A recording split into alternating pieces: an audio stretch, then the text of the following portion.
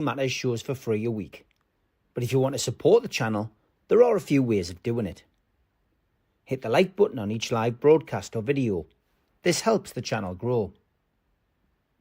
Hit the subscribe button and select the all notifications option. Hit the thanks button to buy a super sticker. You can do this on the live chat too. You can also join our Patreon page or buy us a coffee at the link in all of our video descriptions below. We are also looking for sponsors. If you want our latest advertising rates and how you can get involved, then email John at nufcmatters1892@gmail.com. Thanks for watching.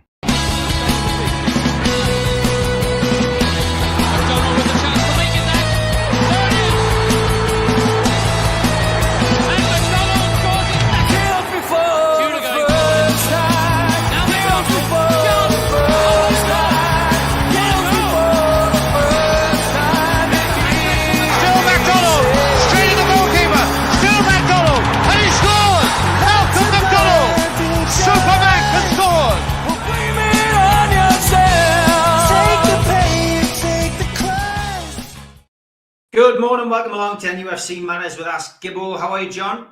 I'm good, my friend. I'm good. It's before the game tonight, not after the game, so I'm good.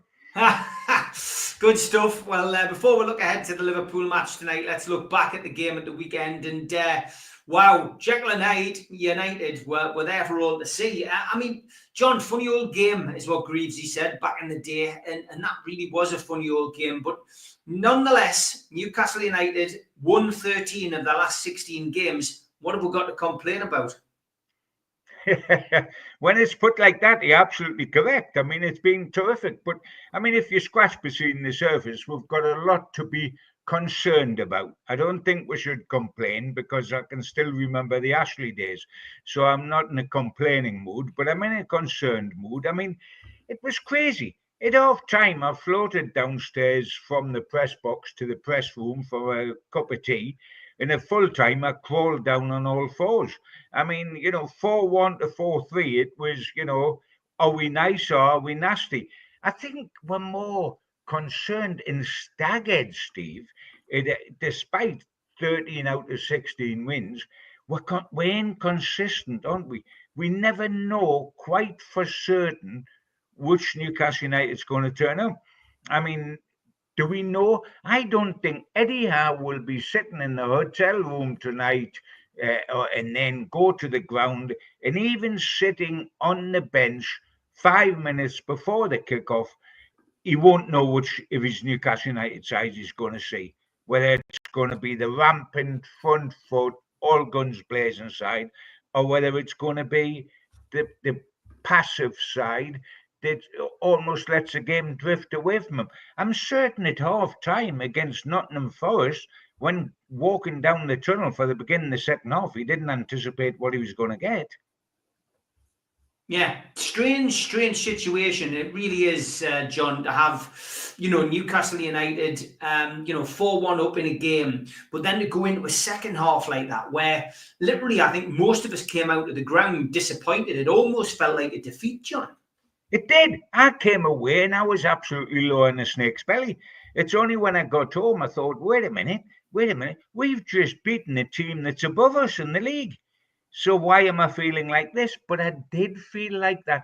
And that's why I was concerned about the Liverpool game, because instead of a victory over Forest roaring us on towards Anfield, there was a feeling of concern, of almost depression and the fear, because we're thinking if we play at Liverpool like we did in the second half against Nottingham Forest, we're in big trouble.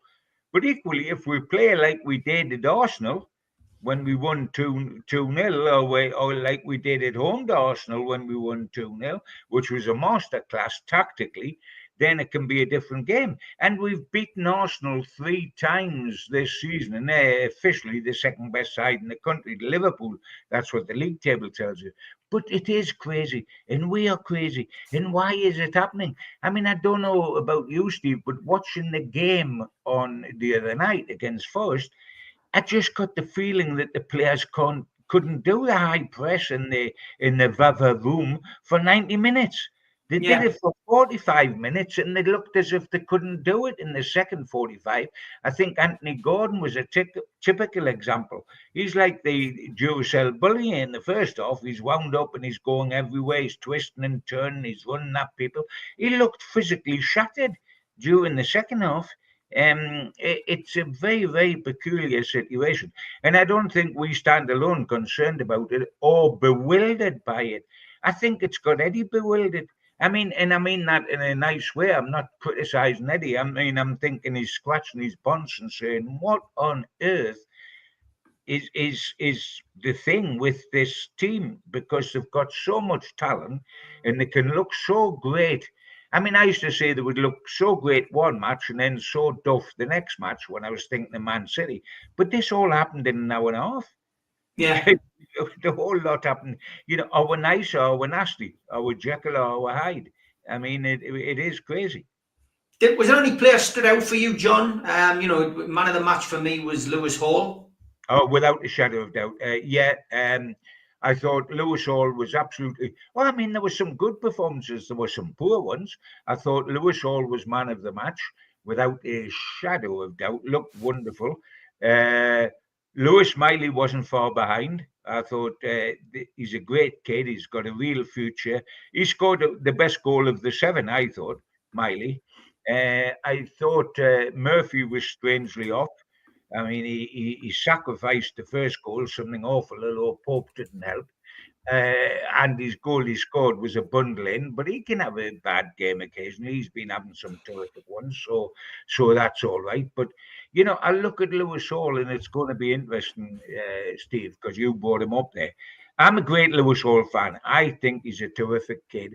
And the way he took his first year with us, when he could have got his head down and he could have sulked and he could have spit the dummy out because he just wasn't getting in the side, and that was understandable. But he took it in the right way and he learned and he's looked terrific. And he's become a full England international. However, what must be said, I don't know about you, but when I look at him, what I see, Steve, is a kid who was obviously a midfielder as a Ben. Yeah. All his career, he was a midfielder, and that shows because he's terrific on the ball. He's got great vision. He powers forward. He stays cool when he's approaching their penalty area, picks out players. He's terrific going forward. Defensively, he's still learning. And what concerns me is that when we got a 3-3 with Liverpool up here, first off, you never saw Mo Salah. Not necessarily because Hall was terrific, but because Mo Salah paces himself these days. He's 32. He can't do it for an hour and a half. But he paces himself and then strikes like a cobra. And my Joe, when he strikes, he really hurts. But the second half, he scored 2 and made 1. And he corkscrewed poor Lewis into the ground. Lewis was turning round and round and round and round, looking for where he was until he corkscrewed himself into the ground. When faced with a similar type of clever, tricky winger down at Man City, Savino, Lewis found it tough again. And now he's facing Salah once more. It will be a huge test of Lewis defensively. I just feel that Newcastle United know that. Eddie Howe knows that. My dog knows that. And Newcastle will set up a little bit differently. I think we'll find that Byrne will play 2 steps to his left. 2 steps to his left. So when Salah is confronted by Hall, if he comes out of that with the ball, he'll run straight into Byrne. It will double up on Salah. Will that leave a little space inside Byrne that can be exploited by other forwards? Who knows? And we've got to do it successfully for an hour and a half. But I think we'll do that. I think Byrne will be a big cover and a big shield behind Hall to face Salah tonight. And it's going to be intriguing, Steve, because one of the answers to all this may be to go to a 5. And I think with Botman almost ready to be available and perhaps ready tonight, he may go to a 5 because the 5 they played against Arsenal was a masterstroke because it wasn't a solid 5. We got forward from the wings and one of the 3 central defenders stepped into midfield when we had the ball. He could do that again. using Botman, Byrne, and Shaw, and get Byrne, who would then be moved a little bit more left, get Byrne to play behind Hall and try to nullify Salah. We've certainly got to try to do something. Certainly have. John Askew, good morning. Morning to everybody in the chat. He says, sorry if this has already been covered, but the second half was surely down to one thing, mentality. Ours at times a bit too fragile. John, you've seen a lot more games than I have over the years. It is, on the defensive Newcastle's second half poor performance, it is sometimes difficult to motivate yourself when you get into such an assailable lead. 4-1 up. The second half rarely goes the same way. Yeah, I mean, that's true. If you remember when we played Spurs, were we 5 up at half time and we ended up winning 6-1 or something, you accept that you're not going to get a second half like you had the first half. Otherwise, it's going to be 8-2. And you don't expect that to be the case. But what you don't expect is us to come out so passive at the beginning of the second half. What you normally get is quite a dull second half when you're 4-1 up. The other side isn't flying at you, but it's quite dull because we are playing it out and the other side's lower in the snake's belly. That didn't happen here. We almost played like we were scared, like we were apprehensive. It is a mental thing. We've got to get round that somehow because we can't continue to play like this, man. We are conceding goals. I mean, we had 4 down at Man City. We had 4 at home to Bournemouth. We've had 3 against Forest.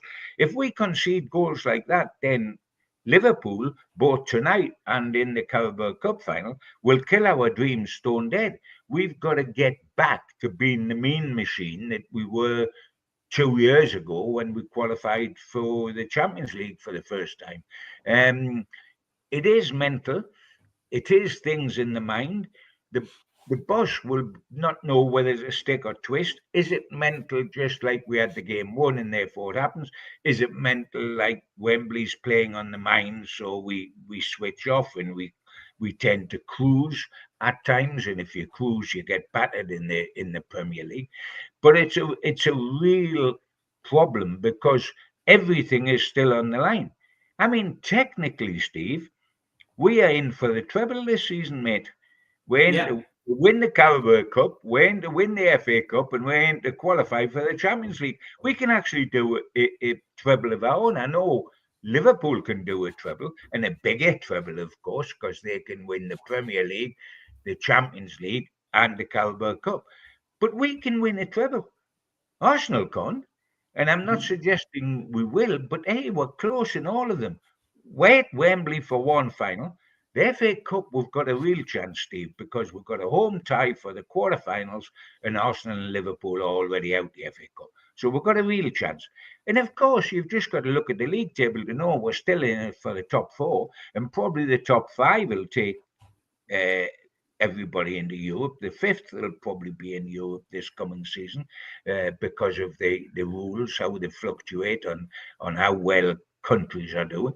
So we could make all 3, mate. But what we've got to do, in my humble opinion, Steve, is we've got to have a bash at all 3. Not at putting all the eggs on the in one basket and saying, right, we can win the League Cup and we're only 90 minutes for that. Let's concentrate on that. What if we don't? You've got to keep going in the FA Cup, and you've got to keep going for the Champions League. We've got to spread the load. We've got to not put all our eggs in one basket. We can get 3 dreams.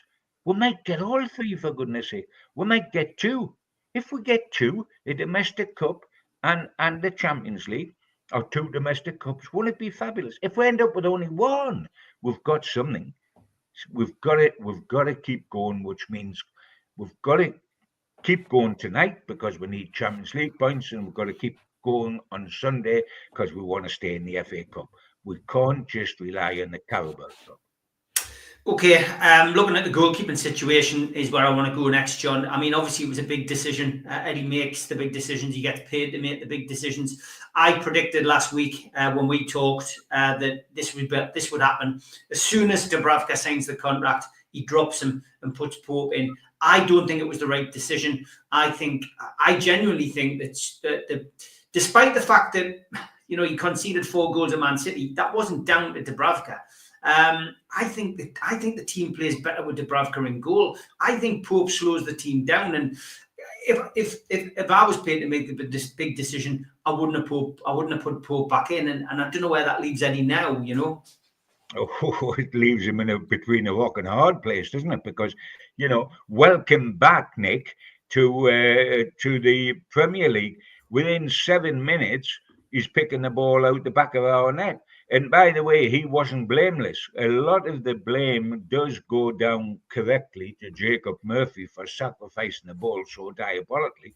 But the positioning of Pope on the goal was not good. Ironically, and I don't know if you noticed, Steve, ironically, he was credited with a couple. If you can have assists, which is not the last pass, but a cleverness before you get to the last pass. Was it the goal that put us ahead 2-1?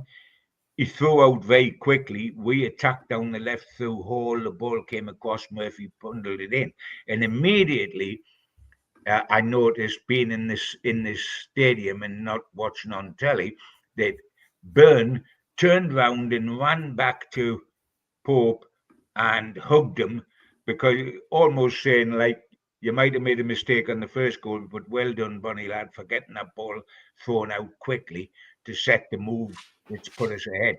And Byrne actually celebrated with Pope for what Pope had done. To be truthful, at the moment, and this is probably harsh to say, Steve, but at the moment, you can see why we won James Trafford. Yeah, there's no doubt about it. I think, for me, a new keeper is a must.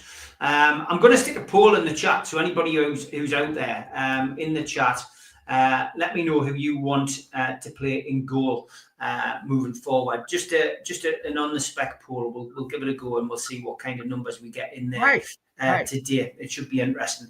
Other than that, Newcastle's forward line, we know that there's a lot being put onto Isak's toes. He scored 2 goals. I've got to be honest, the penalty, I don't think I've ever seen anyone chip somebody in a penalty, John. That was a bit of arrogance, and it was audacious, call it what you will, but I mean, that was a hell of a penalty, mate. I want to think it was arrogant and audacious, because I don't want to think that he suddenly changed his mind and didn't know what the hell he was doing, and the ball just looped into the... I mean, all that matters to me is what Malcolm McDonald used to say, which is, look at me goals for record, pal. When he said, did you intend that or did you not intend that? Excuse me, I've scored 25 goals this season. I've scored 19 goals this season. Of course I intended. That's how I score all them goals. But it was the most incredible penalty I've seen. And the goalkeeper was going to die, and suddenly realised he was being chipped, and his contortions, and he fell into the back of the net with the ball. It was either audacious, it was either outrageous, or it was absolutely changed mind, got caught in the middle. And by Jove, whenever you tend to do that, and a few players have done it before, Steve, it's got to be a goal, mate, because if it isn't, you look the biggest fool there's ever been. If you try to chip a penalty and it doesn't work, you can look horrendously a fool. But I tell you what, I'm not going to complain about Isak's goal scoring record. 25 last season, 19 just in the league this season, and we're not in the home straight yet. And good for him, brilliant. We haven't had a bloke like him since Alan Shearer. Callum Wilson did come on. I see a few fans criticising him, John, but I mean, it's hard to come on and make a difference in the 7 or 8 minutes. But he had a couple of chances. One which he blew. The second one, he should have just squared it to Gordon. Oh, I mean, and bear in mind that they were closing the gap on us at the time. Another goal would have absolutely killed the whole thing off. Yes, he hasn't played enough. He's not up to pace as well, and he's normally got pace, but that's his greatest strength. He was clear, and normally when he's clear, he goes on and he doesn't hear the cavalry charging up behind him or anything to produce a panic, and he finishes. That is the best of his game, and he didn't do it not once but twice, and he could have squared it. You're absolutely correct the second time. I mean, well, we just said we needed a goalkeeper, didn't we? We also need a centre forward in the summer. We need a centre forward back up to Isak. Yeah, Ken Robinson says, with Pope and goal, that defence is a bag of nerves. It's so visible to everyone. How doesn't Eddie see it? Yeah, lots of people talking about Pope. John Askew says, talking about Callum Wilson, he usually goes to sides. Isaac, so usually goes to sides. A genius to go down the middle. David John Cook, good morning, says, with Shaw's performances this season, John, does he really deserve a new contract? Yeah, that's a good one. Just before I come to it, one final thing on this poll and the great debate about Dubravka or Pope. You do realise the significance of it as far as Wembley's concerned. Oh, Pope yes. missed out last season because he was suspended, and Dubravka couldn't play in goal instead of Pope because he'd already played for Manchester United. So both had heartache 2 years ago at the League Cup final, and one of them's going to have heartache again this season. So that's a fantastic situation. As far as Shaw's concerned, he is suddenly looking his age, Steve. He is suddenly looking, and players do. I mean, of course they do. I mean, this sounds ludicrous, but one of the things that's worried the Liverpool board about Salah is giving him a new contract for a couple of seasons or whatever. Even though he's having the best season he's had, say, since his first season at the club, because suddenly people's legs go, am I going to commit the huge money for too long? And then his legs go. It's happened with Kevin De Bruyne. Kevin De Bruyne is possibly the greatest player Manchester City have ever had. He's certainly one of the greatest midfield players the Premier League's ever seen. But he's shot. All of a sudden he's shot. Kyle Walker, who relied exclusively on pace, was shot. That's why he was allowed to go on loan to Italy. And a lot of the players, Bernardo Silva, a lot of the players at Man City, this is the one criticism you can say of Pep. He's been caught out. His team's got old before his very eyes, and he's done nothing about it. You take your eye off the ball when you've won 4 titles on the top. Coming back to Shaw, that applies to Shaw. I mean, isn't it funny? Every time you bring something up, I say that's another one for the summer list. We need a goalkeeper, we need a centre forward, and we need a right-sided centre half to compete with Shaw. At the moment, we would play 2 left-siders, and I would do that if we're in a back 4. I would play Botman with Burn. Shaw's probably earned a contract if it's only a year's extension, and he's not automatically the first team. But he can't be automatically the first team. He looks as if he's got the early signs of rust, I'm afraid. Yeah, he does. I still reckon Shaw would be better if a contract had been signed. I don't think it has. Yeah, he's one of those who's still negotiating. We are led to believe. Jeff, yeah, first question this morning. We answered it last week. And this one, I'm not sure whether you asked this last week as well, but if you didn't, I'm going to ask John anyway. What's the worst foul that you've witnessed at St James's Park? You did ask it last week. Week. I thought he did. He's had 2 questions which were from last week, so I couldn't remember if that one was in. Yeah, so we need some new questions. We talked about Brace and that's right, Whitehurst, etc. Thought we had. We're in a time warp with Jeff. John, bearing in mind our lack of consistency and sometimes quality, how do you explain why we're having such a good season? It's hard to explain. Well, the answer is, aren't we cruel? Because our standards are so high now, and that's okay. We would be having a better season, if we were more consistent, because we're at this given moment, as we go into the game tonight, we're outside of the Champions League places. We're 6th. After last night's games, I think we were overtaken by Chelsea, weren't we, last night? Yes. So we're not in a Champions League position. We've done terrifically well, and we went 9 games unbeaten. But we've also got to remember, Steve, that we are inconsistent. We've lost at home to Brighton. We've lost at home to Bournemouth. We've lost at home to Fulham. We've been diabolical at Man City. We've lost at home 4 times this season. We've had some shocking results. They've been camouflaged by the wonderful results. Like inside 9 days, we won it Spurs, Man U, and Arsenal. So it's been seesaw, hasn't it? And it depends. If you're a pessimist, you would say we've lost far too many against ordinary sides. And if you're an optimist, you would say we've beaten some of the top sides in the country, and hasn't it been marvellous? It's seesaw Marjorie Door. There doesn't seem anything in between, does it?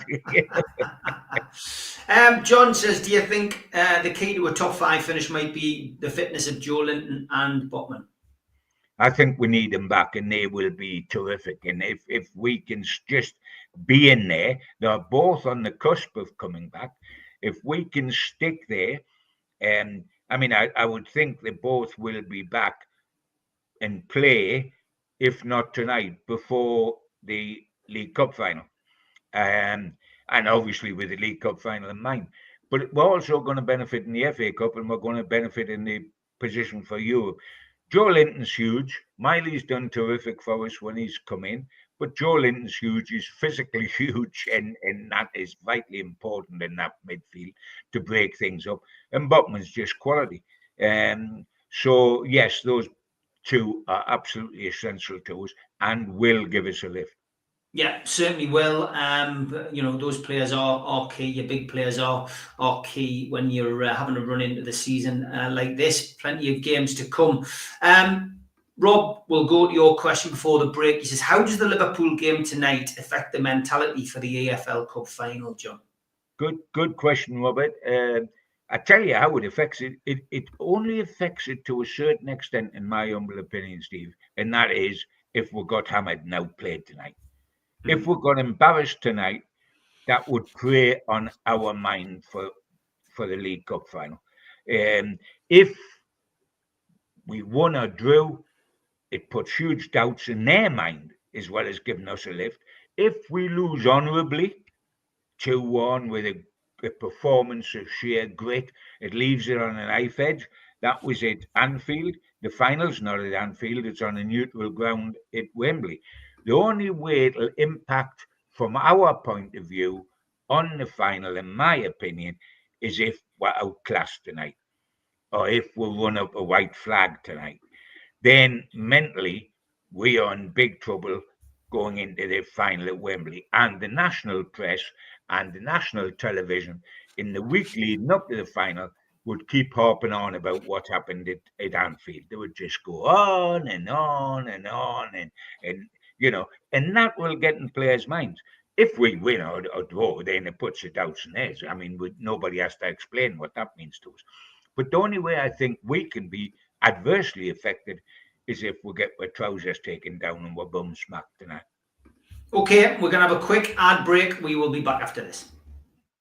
A big thanks to all our sponsors, Skips and Bins. Say hello to low-cost waste disposal with pay-as-you-go and contract waste management. Find them at their website, skipsandbins.com. Contact them, www.skipsandbins.com/contact. A big thanks to Mr. Vicky's Sauces, handmade in Cumbria. You can find them at their website, mrvickies.co.uk, email info@mrvickies.co.uk, or telephone 01768 210 102. A big thanks to our fanzine sponsor, United Group Travel. 2 crew, driver and courier, local family company, 3-star plus quality hotels and no interchanges. All excursions included. Find them at their website, www.unitedgrouptravel.com. Email them at beverly.ugtl@gmail.com.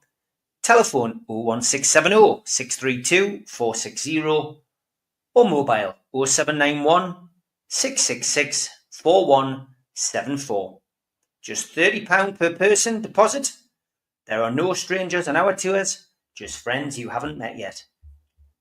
A big thanks to Media Arts for all the help with the technical side of things. You can find them at their website, media-arts.co.uk. If you want to listen to us as a podcast, you can go to Sports Social Podcast Network. You can also find us on iTunes, Spotify, and your other podcast providers. If you want to help support the channel, hit the thumb up, which is the like button. Click share to share to your other social medias. Click join to join the channel, and click the subscribe button. We've also got links in our description for buy us a coffee and to be a Patreon member. Some events coming up: an afternoon with Sir Les Ferdinand, 6th of April, 12 till 4. Tickets available from ticketmaster.co.uk. No Covers takes place at the Clooney, Lilac Lane, Ryder and the Chris Norris Band. Tickets from theclooney.com or by telephone in 0191 230 4474. An Evening with Steve Howie and Steve Watson, hosted by Joe Allen, takes place at the Tyneside Irish Centre on the 27th of June. Tickets for that are from newcastlelegends.com. An Evening with Peter Beardsley and Chris Waddle takes place at the Tyne Theatre and Opera House on the 23rd of January 2026. Box office 0844 246 1000 or website tynetheatreandoperahouse.tv. An Evening with Bad Manners takes place on Friday the 30th of January 2026 and tickets available from ticketmaster.co.uk. And we have copies of The Entertainers 1992 to 1997, Kevin Keegan's Legacy, available from newcastlelegends.com. Okay, welcome back to Ask Gibbo. Looking ahead now to the two games that we've got before we're back on air with Gibbo next week. First up, tonight, Newcastle United take on Liverpool. It's an 8:15 kickoff. It's live on TNT Sports. All 3,000 away end tickets have been sold out. And as for the team news, well, got very little from Eddie as usual yesterday, other than Sven Botman and Joe Linton are both closer to a return. Sandro Tonali had no ill effects following his substitute appearance on Sunday. So we might have a few players back tonight. We might just have Tonali available. What he's going to do, who knows? Who is the referee? Who's the man in the middle? Well, it's Chris Kavanagh. It's his fourth Toon game of the season. He took charge of the 2-1 Premier League victory at Wolves, the 2-0 Carabao Cup win at home against Chelsea, and the 2-1 defeat against Fulham at St James's Park. VAR is in operation. Matthew Donoghue is in charge of that. Lots of you having an opinion about this game tonight. Sparky D says, would you play the same system that we used at the Emirates against Arsenal? David John Cook says, I suspect Eddie will play an Arsenal semi-final formation tonight. What's your views? And Geordie Toon for Life, obviously we don't know what Eddie's team's going to be yet, but he says, do you think Botman will play tonight? We go 5 at the back. So lots of people have a feeling that we might go very defensive tonight, John. What's your feelings on this? Yeah, I think we might. And in a way, you know, Steve, it's not defensive when it's used the right way, because we call it 5 at the back, but they're not strung like a washing on a line along the back as a 5. We used it against Arsenal and won 2-0. So how defensive was that? Like, you know, we weren't hanging on for a draw. We beat them 2-0. But and what happened? If you remember, against Arsenal, Shaw was closing down Rice on the edge of the Arsenal penalty area for our second goal. It was a masterclass the way we did it. And if Botman's available, I think we could well do a 5. But it wouldn't work as a rigid 5. The wide men, I mean, Trippier last time against Arsenal was pushing up in the midfield. Either Shaw or Botman went in the midfield, pushed up high press against Arsenal. You could do it with Kraft. It wouldn't be as fluid with Kraft as it would if you could get Botman in. I suspect you could go with that. It worked against Arsenal, so why doesn't it work against Liverpool? I mean, the size of this challenge, Steve, is obvious, and it's a double challenge because we know it's coming again in the League Cup final. But I mean, in the Premier League, Liverpool have only lost 1 out of 27. They've only lost 4 times in 42 matches in all competitions, and 3 of those defeats are totally acceptable and understandable. One was in the Champions League, a dead rubber, when they'd won every other match, bar this one, and so didn't need it. One was when they sent the reserves out at Plymouth in the FA Cup and lost. And the third one was the 2-leg semi-final of the League Cup against Spurs, when they only lost 1-0 at Spurs, knowing they could easily turn it into victory at Anfield, and they did 4-0. So the only real defeat they've suffered is one, and that was at home to Nottingham Forest when they lost 1-0. So they're a hell of a side. And the backdrop to this is interesting, Steve, because do you realise that in the last 3 games, if you include tonight, the the guys in for a chance of winning the Golden Boot have all squared up to each other. First, we had Haaland v Isak in the Man City game. Ironically, neither scored. I mean, Haaland didn't score in that for City. We had Haaland v Isak. Then we come to Forest, and we had Isak v Chris Wood, and Isak got 2 and Wood didn't get a kick. And tonight we've got Isak v Mo Salah. So they've all been going like the OK gunfight at the OK Corral. They've all been lining up to battle against each other. But Mo Salah is incredible. I mean, you've got to bear in mind the people I've been talking about: Haaland, Isak, and Wood, are out and out centre forwards. Mo Salah is a right winger. And yet he's got 6 more goals than the other people that are challenging him for the Golden Boot, which is Haaland and Isak. And he's got 16 assists, which is 6 more than any of the opposition. So he's this country's best goal scorer and this country's best assist master by 6 in both cases. And he's a winger, for goodness sake, not a through-the-middle striker. I mean, it's phenomenal, his record. It really is phenomenal.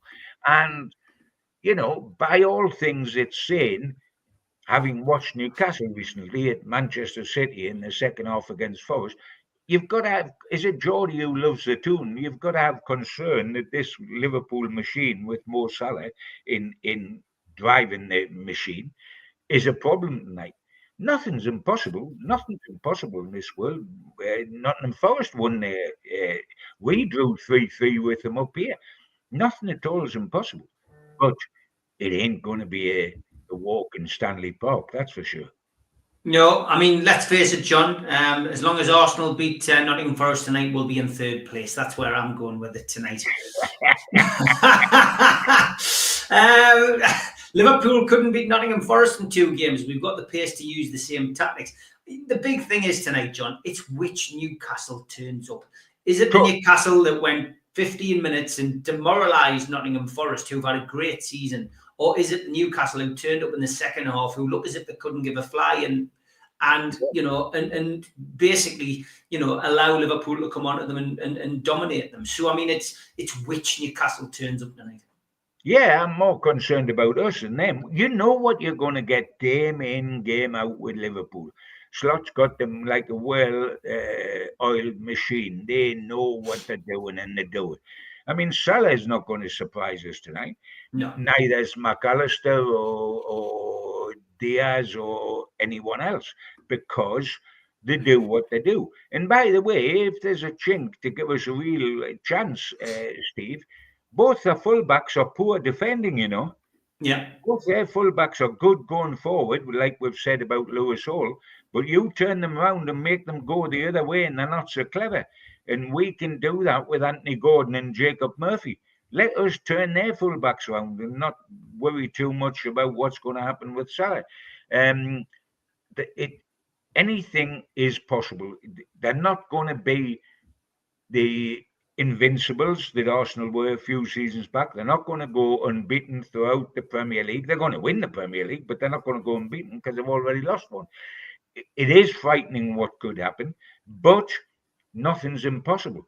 Here's an interesting one for you. And I'll say it again. You can only win 1 game against Liverpool. Yeah. Which one do you want to win? The cup final. Me as well. Yeah, exactly. Because we get a trophy, Stephen, which we haven't had for 70 years. And even if we lose with dignity tonight, say 2-1, if we lose, we can still recover from that and get in the Champions League, Of course we can still lose tonight and still make the championship. Lose at the Carabao Cup final, and there's no second opportunity in the cup final. You've lost. The trophy's gone. It's not yours. So if I could win 1, and by the way, Shy Ben's getting out, I want to win 2. But if I could win 1 only, I would take the cup final. But tonight, whatever the result, Steve, we've got to keep our dignity. We've got to keep our pride. Yeah. We've got to fight. Yeah, do that, and Geordies won't complain. That's the key. That is the key tonight. Okay, well, I am going to go for a rather optimistic 1-1 draw. Well, well done, you. I think that's a terrific forecast. I'm not. I'm going to go for defeat because I don't have to explain my heart. Everybody knows we're all Geordies and we all love Newcastle United. But I can only see one result. And I'm not meaning a slaughtering. I don't think we'll get that. But I half pray we don't, Steve, because that would upset the apple cart, both for the FA Cup, for the Champions League, and for the Wembley final. We do not need a spanking. And I'm hopeful that we'll have enough about us and enough brave hearts and big hearts not to get a spanking. Okay, Newcastle United, after tonight's game, are in FA Cup 5th round action. It's a 1:45 kickoff on Sunday. These kickoff times, honestly. The winners will take their place in the quarter-final draw on a date and time yet to be announced. Brighton have sold 1,100 tickets for this, so obviously a bit more space for Newcastle United fans at the weekend. Slightly early with games still going on, etc., to predict teams and stuff. Karagoglu, Milner, Julio will all miss out. So no return for James Milner. Joel Veltman as well is expected to miss out. Lewis Dunk and Jason Steele are also doubtful. But Brighton do come to Tyneside on a 4-game winning run in all competitions. They beat Bournemouth last night, 2-1. And this is a tough game. John's already mentioned we've already lost to Brighton this season, and this is a tough game despite it being at home. The referee has been confirmed. It's Anthony Taylor, 3rd Newcastle game of the season for this referee. He took charge of the 3-1 Premier League win at Nottingham Forest, the 3-0 Premier League home victory over Aston Villa. VAR is in operation at the weekend, and that is Graham Scott. VAR will operate on all 8 ties. Referees will announce the decisions after reviewed incidents, as was the case in the latter stages of the Carabao Cup. And semi-automated offside technology will also operate in all but one of the ties. The first time this system has been used in competitive matches in English football. So more technology coming into the game. It's took some time, mind. It was supposed to come in at the start of the season. It's been put back. So here we are. February going into March, semi-automated offside technology. Another thing for us probably to complain about next week. One game that doesn't have it is it's Preston's Deepdale Ground doesn't have it installed. 1:45 kickoff for this game. And John, FA Cup, as you've already said, we're still fighting on 3 fronts. We've already beaten Bromley 3-1 at home, Birmingham 3-2 away. As for Brighton, well, they got to this stage by a 4-0 win at Championship Norwich and 2-1 home win over Chelsea. So they knocked out one of the big guns in Chelsea, who would have been fancying themselves for this trophy had they still been in it. So, FA Cup 5th round, John. This is the trophy that Newcastle fans have got an affection for. Yeah, I mean, this is our favourite trophy. If you look at the Newcastle Honours Board, what have they done the most? They've won 6 times the FA Cup and appeared in 7 finals. It's our most successful competition. It's still got something about it. Yes, it's fading, and the League Cup's fading in comparison to what it was in Jackie Milburn's days, but it's still romance. It's still big. And regardless of tonight, Steve, I've just got I am as apprehensive tonight as I am confident about Sunday. I think we'll win on Sunday. I think regardless of what happens tonight, we'll beat Brighton. I'm not suggesting it'll be easy. It's hardly easy when they've already come up here and beaten us. And they're capable of hitting the highs, but they're capable of hitting the lows. I mean, they've been beaten at home by, off the top of my head, Palace and some other side, and they lost 7-0 at Nottingham Forest. Yeah. I mean, they're capable of hitting the lows as well as hitting the highs, Brighton, and I think we'll beat them this time. Yeah, I'm going to go for a 2-0 win, John. Jody Tuberlife's doing the same. You? Yes, absolutely. That'll do for me, and I think it will. And, I mean, we were awful against Brighton up here, if you remember. We were absolutely terrible. We played badly, etc., etc. Minter didn't play, remember, because he had a slight knock. It'll be interesting to see if he plays up here.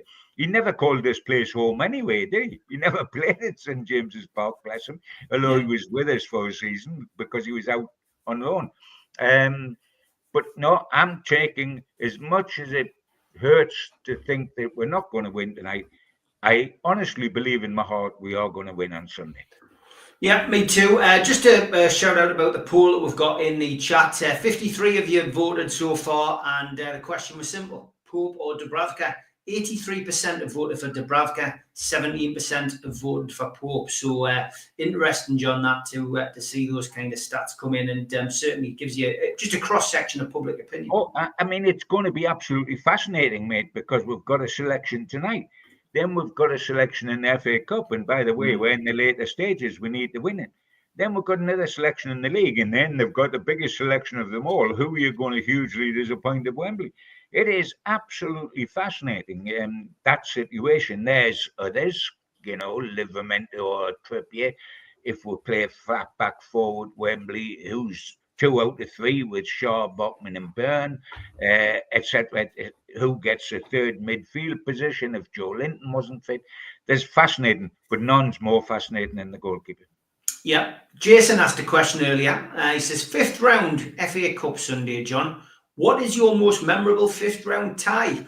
He says, mine was the 3-3 draw with Bolton. He says, that was some game. Supermax scored one of the goals of the season. Oh, I mean, I remember that so well. I mean, really, really well. It was from a throw-in. He swiveled, he took it on his right foot, and he was right out on the left wing, taking a free kick, and he just rifled it in the top of the net. And the half-time whistle almost went immediately after that, and the whole ground was just buzzing, talking about, did you see that? Is that for real? Did that actually happen? And I mean, the lovely thing that I loved about it, when I keep looking back now, was two Mackems got tucked up in the whole of that. The centre half that day for Bolton was Sam Allardyce, and the goalkeeper that day was Barry Siddle, who the ball went beyond. Both Mackems, and by the way, I think Reedy might have played in that goal. So the Mackems got well tucked up that day, and Supermac was just Supermac, explosive crowd winner. And it was the same as against Liverpool on his home debut when he scored, when Terry Abbott jumped on his back and he scored just before half-time. So the whole of the interval, if you didn't go downstairs for your cuppa in the press room, all you could hear is the whole crowd, including the Bolton fans, just buzzing and saying, did you see? Is that for real? Did we actually see that? Can you tell me about that again? It was so good. Yeah, let's have one just as good as that on Sunday against Brighton, and we might, Isaac might just do something like that. Fingers crossed. Jeff asked a question earlier on, which he didn't ask last week. Are you disappointed on the standard of set pieces, John, especially now that we have a specialist coach? Yes, we've been poor on them. We're poor on them defensively. We've got a bit of creativity on corners. Some of the corner routines where you don't just pump it to the back post and hope that once it's in the mix something happens. We have a bit of routine over that, but we defend set pieces badly. We're not doing well, and we've been caught out on them. And Eddie's admitted that. So I presume he's got his back four and his specialist coach, and give a lot of them a rollicking and said, you better get together this week after training and sort yourselves out, because I wanted to be different at Liverpool and I wanted to be different against Brighton. Yeah, just thoughts with Darren Lee. Seems to be having a bit of an issue at work. His hours are getting cut. So Darren, just thinking of you there, mate. It's never nice to hear that, mate, especially in these kind of times. Hope you get sorted. John says, it's one thing to say you need 11 captains out there. It's another for that to be the case in reality. I'm not sure that's something you can resolve in training, John. Any thoughts on that? Yeah, I mean, leaders are leaders by nature and not aren't created. And I mean, leaders, Bruno has made himself one, and Eddie has done exactly the same.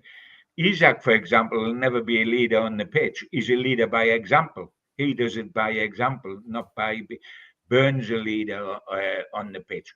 It's a given thing, and you're never going to get 11 captains. That's a hackneyed phrase managers love to produce, and I can understand that. We need 11 skippers, we want 11 leaders. You never get that. But you always must have a group of leaders, not just one, not just the captain. And it's not about tossing the coin at the start and deciding whether you play with the wind or not. We've got a few leaders, but at the moment, I'm looking for everybody to stand up in their own different way, Steve. Yeah. I mean, where were the leaders of Man City, mate? And I include the captain, Bruno, on that day, and where were the leaders of Man City? That was passive, wasn't it? Yeah, certainly. We've got to change that, Steve. We've got to change that. And it was passive in the second half against Forest. We've dwelt on that. We're scratching our heads as to why it happens. But let's hope and we get an example tonight that it's not there. An example against Brighton, it's not there. Because we want to be going to Wembley, all guns firing, in a positive state of mind. Not the way we went to Wembley 2 years ago, when we went with hope more than expectation. Over 300 people watching on Twitter today. Please jump over to YouTube, search NUFC Matters and hit the subscribe button. We do 7 shows a week. Craig Foggin watching on Twitter says, did Gibbo have a glass to the wall at Matfin Hall? And can he give us any scoops on the meeting between the chairman and Eddie? Yeah, that was a funny old day, because I'm a good friend of Craig Hope, the guy on the Mail, and he tried to gate crash that, he knew it was on, and he turned up there, and Newcastle United were absolutely shocked and devastated to see him anywhere near the building. And he's written a lovely article today in the paper, but it's a bit of a Eddie Howe press conference type article. There's a lot of words that tell you bugger all. Because there was nothing to report. They're going to keep it quiet. We've got to hope. I mean, we've had so many meetings, and I'm not doubting the club or anything, but we need progress. We need progress on the field, and we need progress off the field. We need progress off the field with the stadium and various other things that will produce money for this club. I mean, the stadium decision, Steve, as we all know, when it's made, that isn't the end of it. It's just the start of it.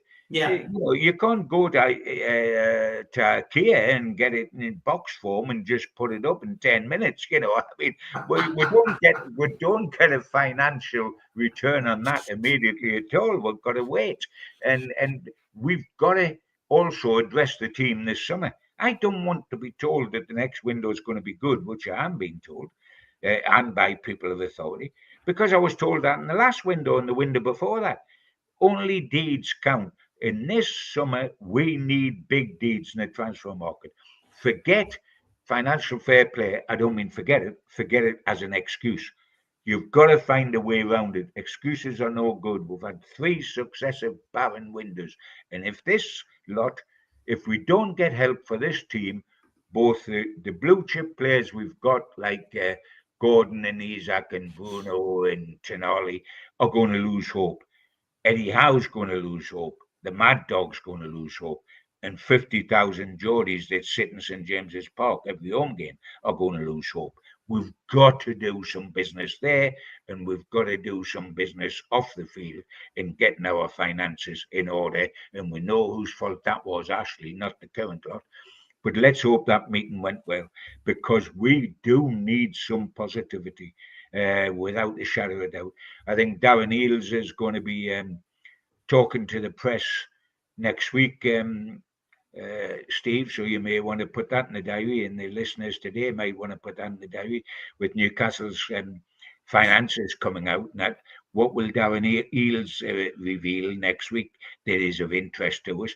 But there is penciled in a meeting with the press and Darren Eales for next week. Well, that's interesting. That is an exclusive. Thanks for that, John. John Askew says, if Amanda was still there, things would be moving. Would things be moving more decisively? I just think fans would feel a bit calmer, John. I think that was the one thing that Amanda brought, was that kind of, communication and the friendly face of Newcastle. At times, we don't really have that. Yeah, I mean, what we miss with her, Steve, and you just hit the nail on the head, is the PR. She actually communicated with fans. We didn't feel isolated. Fans were given little tidbits of what's happened, saw the enthusiasm, etc., etc. at times this seems quite isolated now, doesn't it? We don't find out things. I don't mean we expect to find out the intimate things that have got to be kept secret, but there was a line of communication. There was a line of enthusiasm. She was good at doing that. That's why perhaps Darren Eales walking amongst us next week will help to explain a few things, and that's worth looking forward to for all of us and for the fans. Crammed a lot in that hour. Thanks very much to everybody in the chat. Thanks to you watching on Twitter. Join us on YouTube. It's 7 shows a week on NUFC Matters. Thanks to John. Look forward to seeing you next week. And let's hope when we see you, with hope in our hearts, that we're through to the quarterfinals of the FA Cup at the very least, John. Absolutely. Stay positive. Keep the faith, pal. We're not out of it yet by any means. Take care, mate. Bye-bye. All the best. Take care.